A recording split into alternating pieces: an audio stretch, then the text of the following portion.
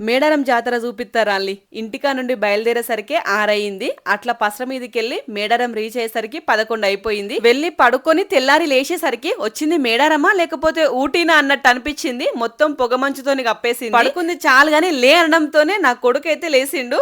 ఇక్కడ మేము 3 డేస్ ఉండాలి. ఉండేది పొలాలలోనే కాబట్టి పిల్లలకి అంత సేఫ్ కాదని ముందే నేను ఆన్లైన్ నుంచి ఈ టెంట్లు ఆర్డర్ చేశాను.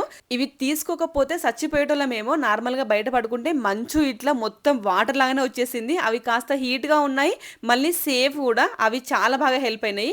ఇంకా మా వాళ్ళు పొద్దునే మంచిగా ఎండకు మా అత్తమ్మ ఉప్మా వేసి పెడితే నైట్ తీసుకొచ్చుకున్న టమాటా పచ్చడితోని కుమ్మేస్తున్నారు. వీళ్ళంటే టిఫిన్ తోని సరిపెట్టుకుంటారు కానీ మన ఆడవాళ్ళకున్న హెడ్ఏక్ అయితే ఖచ్చితంగా ఛాయ్ ఉండాల్సిందే. అది కూడా అక్కడున్న చలికి పొద్దున్నే వేడిగా టీ తాగితే హ్యాపీనెస్ వేరుంటది. మేము నైట్ వచ్చినప్పుడు మొత్తం మా ఊరోళ్ళే ఉండే అనమాట. తెల్లారి లేచేసరికి మా ముందంతా కూడా టెంట్లు పరిచేస్తూనే ఉన్నారు. ఫుల్ పబ్లిక్ అవుతున్నారు. వీళ్ళందరూ కూడా కంప్లీట్ 3 డేస్ ఉండడానికి వచ్చిన వాళ్ళే. సారలమ్మ తల్లి, సమ్మక్క తల్లి గద్దె మీదకి వచ్చిన తర్వాతనే దర్శనం చేసుకుని వెళ్తారు. మేము పిల్లల్ని తీసుకొని వచ్చినామని వీళ్ళకి కూడా తెలిసినట్టున్నది. అందుకే స్పెషల్ గా మా దగ్గరికి వచ్చి ఆగిళ్ళు. ఇంకా మా వాళ్ళు కొనకుండా ఉంటారు.